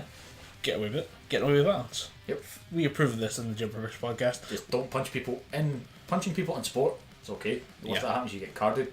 Or if it's really bad, you get a red card. Hell, they fucking let Luis Suarez away with biting two people. Yeah, first time, fair enough. You can say, all right, I tripped and fell and I bit him. No, both times the dude just bit someone. There's no like, oh, I tripped. He fucking bit someone. But he got away with that twice, and it got to the point where you could place a bet on who the third person he was going to bite was. And the Premier League in England said, we'll maybe consider legal action if he bites another person. If you were a random punter walking down the street and you bit someone, that is straight to the fucking police. Yeah, no, that's straight to the police and potential like psychiatric evaluations. Like, you bit someone, why? Just felt like it. Yeah. You're clearly a damaged person. Yeah, I got angry, so I had to bite this person. But this kind of got to a head at the end where like it's one of those last plays of the game. It's getting desperate. They're going to try and march down the field to try and get in field goal position. There's a rough like a line on the pitch where they say, you know, if they get to this point, guaranteed they'll get the points to win. Cincinnati have the lead. If they hold the lead for the next 30 seconds, they go through. Steelers throw. The ball gets missed, but the tackle that stops the guy catching the ball is bad. It's a guy putting his shoulder into what becomes the head. Like, it looks like he's just aiming for the body, but then like the shoulder comes through, the head moves, and it's like the head just clips right into the shoulder, like bad tackle. 15-yard penalty for a potential concussion. I think he did end up with a concussion, which is a big thing in the NFL right now. Any like head trauma is instantly just like insta-carded, like you just kind of get fucked over for it. And it's the big thing they're looking out for, because right now Will Smith's doing a movie about concussions in the NFL. That's how bad it's gotten. It's gotten to pop culture level of just being a reference. They decided to give him a 15-yard penalty, but another fight breaks out and another 15-yard penalty, which puts them perfectly in place for that field goal.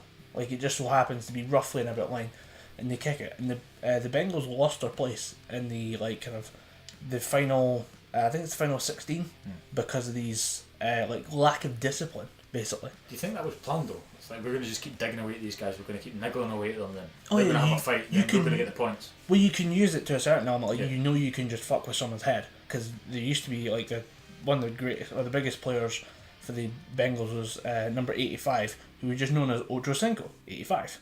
He used to go around just fucking with people, and it worked every time. You had to just have guys trained to deal with him being a hyped up little piece of shit, because he was good, but he's also like a hyped up, like you'd knock him out if you could. They had to have people trained to deal with that, just because being in someone's head is so effective in the NFL. Yeah. This one, it's kind of like they played off, like you couldn't have played it any better. It's not going to happen again, but at the same time, they fucking played them, and they got it out in the end. Just nobody would expect a 30-yard series of penalties to get you in range, but at the same time, when it happens, you're like, okay, we won, I guess. Fuck it. Yeah, we'll take it. Screw it. Yeah. It does seem kind of weird. Like, just the idea of stopping a game or awarding a penalty because of a fight. In rugby, it's usually split the fight up, then continue play. There's no penalties or anything awarded because of how many fights happen in a game. Yeah. We'd like split. Who started the fight? And then it would just be, oh, he did. It'd just be a mess, and like, right, fuck it. Both of you retreat. We're going to restart the game. Well, funnily enough, when it comes to like this game, they did show that all 5 officials for the game were on in the middle of the pitch before the game started, just to stop anything from happening. Because there was, having all 5 refs in one spot means something's going down, but they just formed a line between the two teams while they were doing warm-ups and practices and stuff, just because they knew shit was going to go down.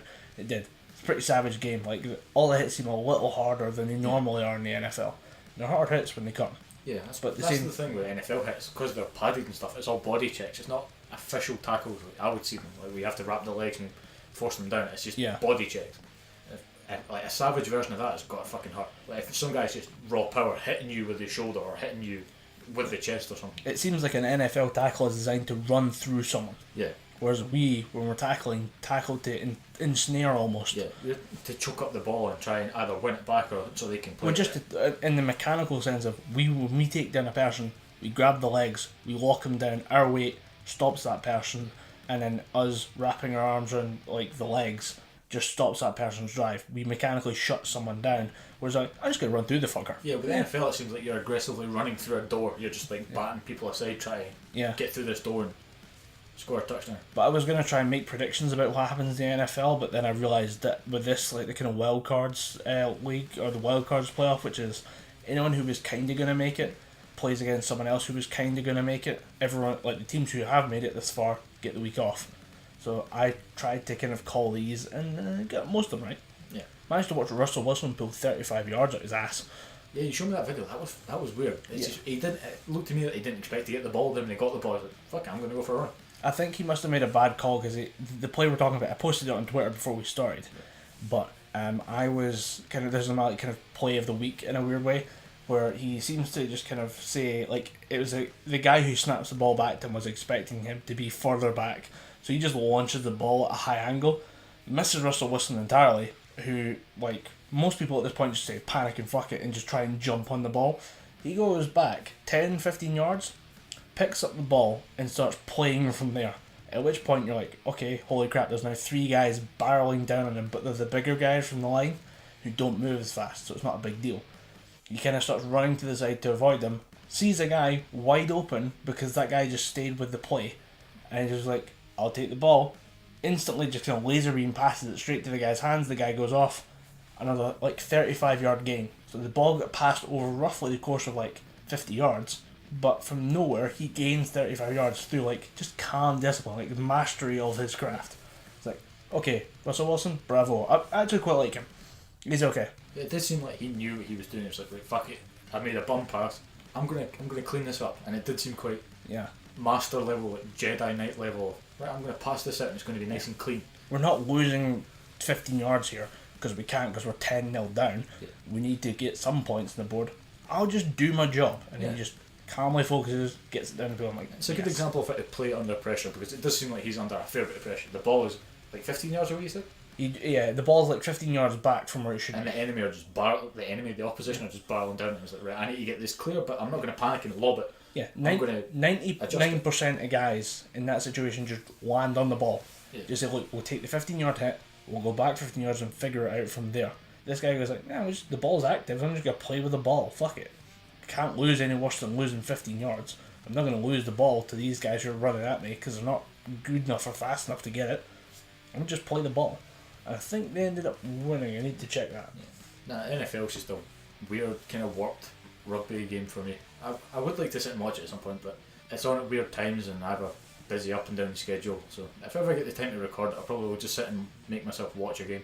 Sunday from like 4 in the afternoon to like 3 in the fucking morning. Is that how long the games go on for? It's like 4 games back to back. Alright, that's three or 4 games back to back, depending, because I know there's the late game starts at like 1 in the morning. You're like, damn it, I've already been watching for like 6 hours. I could maybe squeeze another game in, but I also have to go to work tomorrow. Yeah, I have work to do. Yeah, probably not going to go for it. That's why I watch highlight shows. Yeah, I've been doing a little bit of that. I've been watching Sports Ball as well, Roosty's sports podcasting. Screw it, I'll just get all the jokes I want. And I'll get some of the sports coverage as well, because all it really comes down to is what the fuck is going on in Buffalo this year. Just New York, but Buffalo, New York is just a fucking mess.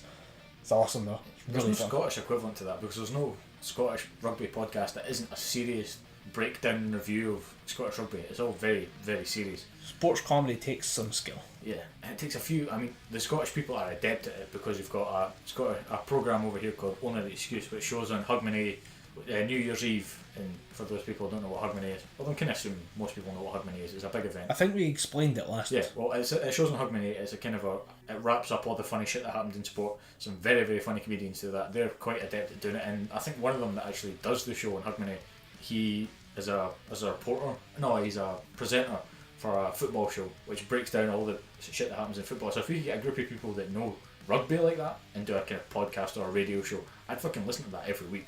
It's the difficulty is it's every week. Yeah. You can do it once a year, no problem whatsoever. Yeah, once a year's fine. But then trying to make it funny and factually correct takes a lot of effort. It's just the fact that quite a few of the Scottish commentators for rugby, you get the impression that they genuinely fucking hate being Scottish. Someone saying it was during the Scotland-England game during the World Cup, and the name of the commentator escaped from me, but he's a former international Scotland player. And she's saying that was an amazing pass by England. Oh, Scotland could have tidied that up. Scotland scored a fucking try. How could they have tidied that up? Tidied it up to the back of the fucking pit, dick. it made no fucking sense. Every time that Scotland beat a player and Scotland got a try, it was like, and it was a good try, but it was very messy. Scotland almost lost it. I was like, that is your team. You used to play for them. Different jersey, like different. Cheer for the badge, mate. Cheer for the badge. Cheer for the thistle on the. It'd be on the left. It'd be over the heart. It'd be over the heart, so it'd be up here. So cheer for the thistle on the left. Like, no, Scotland were shit. Fuck you, man. So I don't like listening to Welsh commentators either, because it's all just, and Wales are fucking amazing. People are going to have to dig themselves out of this one. Wales are absolutely dominating this. It's like they're just coming out of the pitch and you're being that animated about it. Yeah, they walked out the tunnel, mate. Well done. Crazy. We all know that. We all know that Wales are a really good team. Please stop sucking their dick for 10 seconds. Let them come out onto the pitch and then see what they're happening. And even at that, Wales had a pretty bad World Cup. It wasn't because of the impact they had in the last couple of years. It didn't quite have the same kind of hit that it used to. Yeah. Like, to be honest, out of all the home nations I expected to get to the semi-final, it wasn't Scotland. Like I didn't want England to go far, because obviously in Scotland, anybody but England. Yeah. It's always been my kind of mantra. They always say that every Scotsman supports 2 teams, Scotland and whoever's playing England. Yep. So I didn't. My favourite thing is when a politician comes on and says, we need to stop that mentality, and you're like, no we don't, fuck you. Anybody but England. We'll just start chanting that. I didn't want England to go far, but I thought they might have, because as much as I hate to say it, they're a good team. Ireland, a fantastic team. they kind of come from the same Scottish style, where it's two big teams that they pull all their players from, Munster and Leinster. Occasionally they'll get some Ulster players in there, but it's mainly been Munster and Leinster. Right. Those two teams make up Ireland. Really good team, really fantastic forwards pack. Out of all the home nations, I say they've got the best forward pack. Then you've got Wales, who are just a fantastic team from 1 to 15. Really good backs, really fast backs, really good forwards, but some of their forwards could be a bit more heavy hitting. They seem to just be there to defend half the time. Out of all these teams, I didn't expect to see, and the semi-final fight, or the semi-final game, will be Australia versus Scotland. I was happy to see it. Yeah. Very, very happy to see it. And it was a fantastic game to a point. I'm not going to get into that because that is another hour and a half of me just going, fuck you, Joubert, you prick. But yeah, didn't expect to see him. And I kind of forgot when I started talking about rugby, not going to lie. I went on that big of a tangent. Because Sports Corner, and I think we'll just call it to an end before you have some kind of like rugby-induced stroke. Yeah. So I suppose to kind of like wrap up, like, or to kind of shift away from Sports Corner, because we're going to have to wrap up soon. I wanted to point out that our childhood was shit, because Gundam Wing was not as good as we thought it was. I watched it, I finished it. I know I said I started it ages ago. Yeah, you finally got around to finishing. Got massively sidetracked, got around to finishing it. I was like, watching this during the course of like a massive Minecraft session, and I was more entertained by placing digital Legos than I was by the finely crafted artistic piece of garbage that was on my computer screen. Just, I'll be damned. Like, it just, everyone's so stupid. That's the entire thing that bugs me about it. Like, every reason, every plot twist is just stupid. Like the art, like animation styles have improved a lot, and being dragged back to like 1980s, 1990s animation style was a bit jarring. It was still a good show. It still looked nice. Animation, there's a lot of stuff that does look nice. There's like one or two pieces that I was like, hey, they just reused the exact animation from before, which I caught a few times, but it's not that bad. I mean, there's still giant space battles and all that. Just when it comes to like the writing of it all, just comes across as really dumb. Well, what kind of got me over that hump was I realised quite early on that is like what you're realising now. I realised it when I watched it again last year, because somebody put it all up on YouTube and I thought, fuck it, I'm watching all of this. And I thought some of these regions are really dumb, but then you realise that the whole reason they're on Earth is because their Operation Meteor fucked up. Every single one of them fucked up their mission, and they had to crash land on Earth and recoup. And because one of them went AWOL, they had to recoup and re-strategise, all that crap. It's all because of a mistake. But so I thought the entire point of Operation Meteor was to go onto Earth and just fuck shit up. Yeah, but they were meant, the first day, they weren't meant to land on Earth and stay there, because one of them fucked up and failed their mission. They all had to stay on Earth over the course of however long they were on there. Yeah. And then it kind of went, they were never meant to go back to the colonies until Earth was completely demilitarised. And that was the point, and they ended up at one point fighting for the Earth military. Yeah, I thought that was like my entire interpretation of it was Operation Meteor, which was the launching of 5 Gundams at Earth, was to shut down Earth's military, and from then the inside. Yeah, and that was done. Like, and that would take however long it would take, guerrilla warfare, whatever. But in the end, it ends up getting so like plot twisted around because they're trying to fight this organisation, and it turns out that that organisation was a puppet of this organisation, who were in fact working for the demands of this organisation, who seemed to be at the lower end of everything, but were secretly a part of every layer of this weird conspiracy that only makes sense if you take a fuck ton of crack. Yeah. So yeah, I was disappointed by my entire childhood, or my entire memory of it, in fact. The way I can look at it is all Gundam series are meant to just be, or the stories are meant to just distract you or keep you going between space battles. It's just meant to be, there's 5 robots, there's 5 mobile suits that look awesome and they have cool weapons and stuff, and they're being piloted by one sleeper agent and 4 other kids who volunteered or were told that you're going to pilot this suit for the good of the colonies, all that shit. Yeah. The story's just meant to kind of, it's dumb, it's meant to just be there in between space battles. Yeah, it's an anime story and we can't expect too much. I mean, fuck it, Dragon Ball Z, one of our favourites, this is all based on the idea that a kid fell from the stars, hit his head, and then forgot that he was supposed to kill everyone and just started fighting on behalf of everyone. Yeah. Like, and then there's Attack on Titan where nothing happens for the first 8 episodes or something, where they just moan at each other, then someone loses their legs. I think the point is that we're trying to survive against. I have a t-shirt of this show and I like it, but at the same time, yeah, story's kind of missing on that. I just take that as being, it's survival. We really just have to throw ideas at the wall and eventually something might work. Oh, by the way, one of us is also a giant monster. Deal with it. Yeah. Yeah, anime storylines kind of sucking massive amounts of dick, and just Gundam Wing was just almost too much for me. It's still my favourite anime of all time, even above Dragon Ball Z, and obviously there's no secret. Blasphemy! I preferred Gundam. Gundam started me off Dragon Ball kept it going. Then what kind of killed anime for me was Death Note. Right. Because it was all the good shows. It was Gundam Wing was the first one I seen, and that was amazing. I loved the shit out of that. Then it was Dragon Ball Z. Fucking love Dragon Ball Z even to this day, which is, and I think it's 2 weeks time. Revival of F launches on Blu-ray, and I've got my one coming as well. I've pre-ordered it. Collector's edition. I've actually got another. I've got Battle of the Gods. I got the extended cut. I don't think it's a collector's edition, but it's an extended cut of the movie. Yeah. So I'm hoping I've got the same full-length version as you. Well, see the extended cut. I think you're getting the exact same one that I have, just without the art cards. Yeah, without all the art cards are nice, but they're in the little cellophane wrapper that they came in. I reckon I paid less for mine than you did for yours, and we're getting the same amount of content out of it. I think it was about £13. £13 for the Blu-ray. Oh, for the Blu-ray? Yeah. For the extended edition, I bought it when it first came out at £25. Yeah. And got a discount on it, so it was all in all. So you got about £20. Yeah, £20, yeah. I saved £7 and having to figure out what to do with the art cards. Yeah.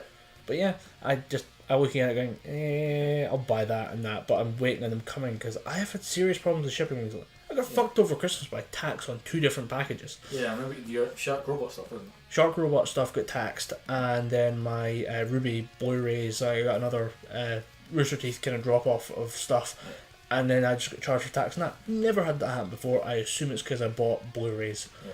That's my only real idea that I've got for it. But yeah, I've been working my evil magic on people by just suggesting what the same show, and it's starting to work. So I'm going to try and use my powers for good, and then switch to evil, so it's a better plot twist. Well, so you're gonna better than a fucking Gundam Wing plot twist. Anyway. You're gonna Anakin Skywalker. You're gonna be good for 2 movies, then be evil for the 3rd one. I've been thinking about the next thing I'm going to watch, and I'm really going to have to just bite the bullet and watch One Punch Man. I'm just getting fucking bored of people recommending it and not having a clue what it is. I watched One Punch Man under advisement from a friend who said to me that it was the best show that she had ever watched. I watched it. There are some points where you're like, really? What? This episode could have been 10 minutes long if he just manned the fuck up and done the fight. Yeah. All these other characters are just fluff compared to Saitama. There's times where the whole series, you think the whole series could just be 2 episodes long. If Saitama just goes, oh, you're dead, and you're dead, and you're dead, oh wait, and you're dead. I just killed 5 of the main villains in 5 punches. I ever thought this anime up is great. Yeah, I love this show. It's absolutely fantastic. It's getting to the point where I'm going to have to start watching it. I have something that you need to watch. Okay. And the only reason I say this is because it's getting a new season, Berserk. It's getting a Blu-ray re-release. Oh, nice. And the second one, they're doing a kind of point 2. Like, you know how there's Dragon Ball, then Dragon Ball Z. This is Berserk Z. Right. He's finally the Black Swordsman. And I think it might be called Berserk the Black Swordsman, and it looks fucking fantastic. It's him, because in the Berserk, you can always tell he's holding back because he could fucking destroy everything if he wanted to. He's holding back because he's with his allies. He doesn't want to scare his allies. He wants to appear human. He wants to seem human. But as the Black Swordsman, he's a solitary figure. He's lost an eye. He's lost an arm. He has a cannon arm. Okay. That can fire crossbows and stuff. It's weird. It's fucking awesome, but it's weird. And he's just like, fuck it, no demon that crosses my path, even if it's a good demon, is being allowed to survive, and he will just destroy everything. He destroys a sun god. No, a sea god that rises up and says, you will not fight me. He cuts its head off. Okay, so it's just blood and guts and swords and demons. It's fucking fantastic. You put Berserk on the watch list for me a while back, and I just never got around to it. So if they're doing like a Z, yeah, and they're giving the first season a Blu-ray upspec and re-release. Okay, so I can go grab that, because I did see some of that and it looks really good and really weird, and I kind of... You can actually watch there's 3 movies out there on Blu-ray, and I highly recommend them to you, because they're the first kind of arc of the anime, but released into 3 movies. So I could just get the Blu-ray of the anime. And they're technically Kai. If we're going back to Dragon Ball Z terminology, this is Berserk Kai because it's closer to the anime. It's things that they couldn't do in the original run because of constraints from the network that they're putting out on. They've done it with another network saying, if you want to put more blood in, you want to put in more rape, because there's a very, very, very... You explained it to me, there's a lot of rape on this. Yeah, very heavy on the rape, but there's just rape everywhere. Yeah. But in in the final scene in the final movie, it's a very, very heavy rape scene, which kind of sets up why Gutz wants to kill every fucking demon that he sees. Yeah. Fantastic anime. I could not recommend Berserk enough. So, if that's gone on the list. So, I mean, I'm assuming this is coming out in very slow stages for a new one. Once I get the Blu-ray, I can just watch the first one. Yeah, just watch the movies. And then it'll be the usual Japan release, then America release, and then maybe it'll come over to the UK. I would say watch the dub, because the the sub version, the raw version from Japan, the voices are very, very great. Like Gutz is meant to be this big military commander, yet he's got a high pitched Goku voice. Huh. Doesn't really make sense. It kind of takes me out of the show a bit. But then when you go to the dub version, he's got this proper. Like, it's what we in the West would decent expect. voice. Yeah. So okay, I'll try and find the Blu-ray when that comes out. I would say that's the kind of anime that got me back into anime, because what Death Note killed Berserk Revised, because like, I like anime that's just wild and there's like a lot of gore and there's a decent story, because a fairly decent story was out, but Death Note just destroyed anime for me with how stupid it was and how fucking angsty and very teenagely fueled it was. It just annoyed me. Right. So I'll probably try and grind my way through One Punch Man, because I feel like it's only 13 episodes. Yeah. You get through it in a week. Yeah. Might give it a go then. I'll see if I can try and get through it as soon as possible, and we'll maybe have One Punch Man on the next episode. Maybe. So I think I gave it a review. I think we both kind of went, I don't get it. Yeah. What's the deal? I Like, just kind of went, it's funny. if he can one punch everything, just one punch everything. Yeah. What the fuck? What's the deal?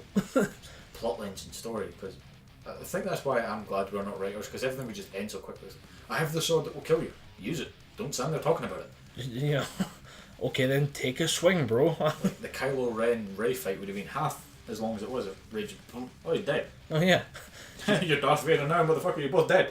Yeah. He has a weird swinging technique. She has a stabbing technique. Guess what she waits for? A chance to stab him. She stabs him. She wins. You killed my friend and you're dead. Oh, What do we do in the second movie now? Shit. Go find Snoke. He's there. Director!